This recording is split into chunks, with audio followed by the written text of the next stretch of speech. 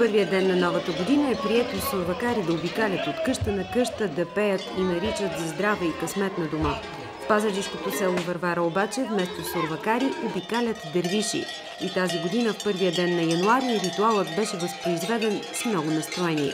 Сред дервишите има и деца, дори млади момичета се включват в карнавала. Прието ли е момичета да бъдат кукери? Да. Защо не? Всяка година се събираме тук, правим сурати и на първи излизаме. И това е стара традиция? Да. И за какво се прави това, знаеш ли? Се гонят духовете. Злите духове се гонят. Какво си пожелаваш за новата година?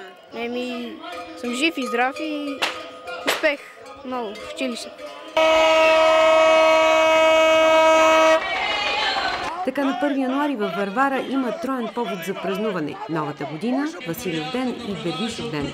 Празник, който се отбелязва единствено тук, а началото му се губи далеч в миналото. Той се празнува от много отдавна.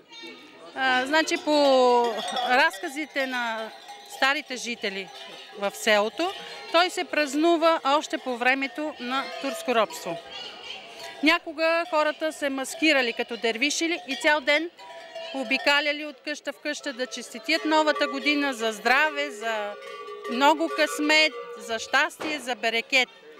Ние знаем, че кукерските игри са езически игри от времето на езичеството, нали? За прогонване на злите духове, за прогонване на злото и за идване на доброто, за здравето, късмета, берекета. Няма по-добър ден от първия ден от новата година. Да, значи пропуснах да спомена, че някога нашите жители са избирали да се маскират. Първият празник от новата година, това е Василев ден. По стар стил някога се е падал на 14 януари, сега е на 1 януари. И сме много радостни, много щастливи. Денът е изпълнен с много хумор, с много настроение, с усмивки. Продължаваме си го и си го очакваме с нетърпение, с голяма радост.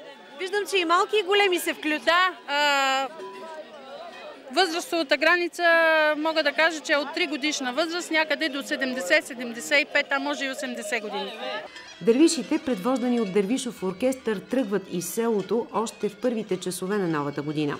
Те всъщност изпълняват ролята на сурвакари. Според традицията, дервишите трябва да влязат във всеки дом, за да изгонят злото и болестите. Вместо дрянови сурвачки и песни, дервишите танцуват под звъна на чанове.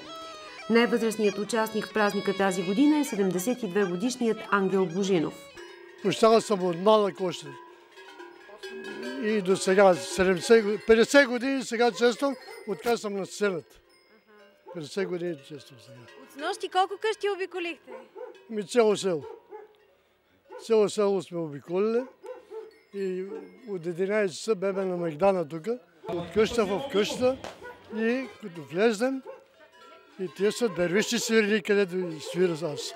Специална музика, така ли? Специална свирни са, те казват дървищи свирни. И като влезе в къщата, веднага обръщам свирнята, ела се вива превида. Тя е сватбарска свирня.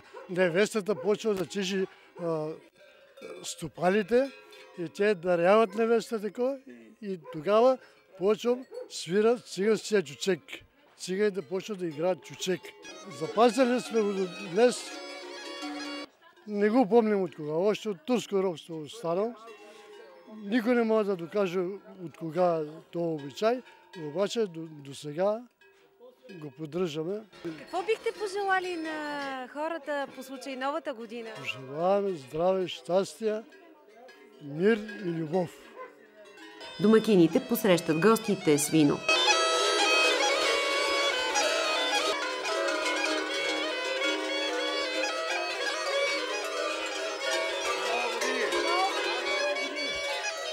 Това е традиция, вече 30 години съм в това село и чисто просто това е празник, който е незаменим за мен. Гергьовден също, Света Варвара. Това са едни неочаквани празници, които в моето село не се празнуват такива празници. Слагам си ръката на сърцето, с нощи до 3 часа на Мегдана, тук вече ядене, пиене И им пожелавам на всички, на цял свят да бъдат много щастливи, както ние сме щастливи в това село. И на вас също. Благодаря ви от все сърце, че уважихте моя дом. Дервишов ден е един от най-обичаните празници във Варвара. Той продължава през целия ден, а хората си пожелават да запазят настроението, с което е започнала новата година.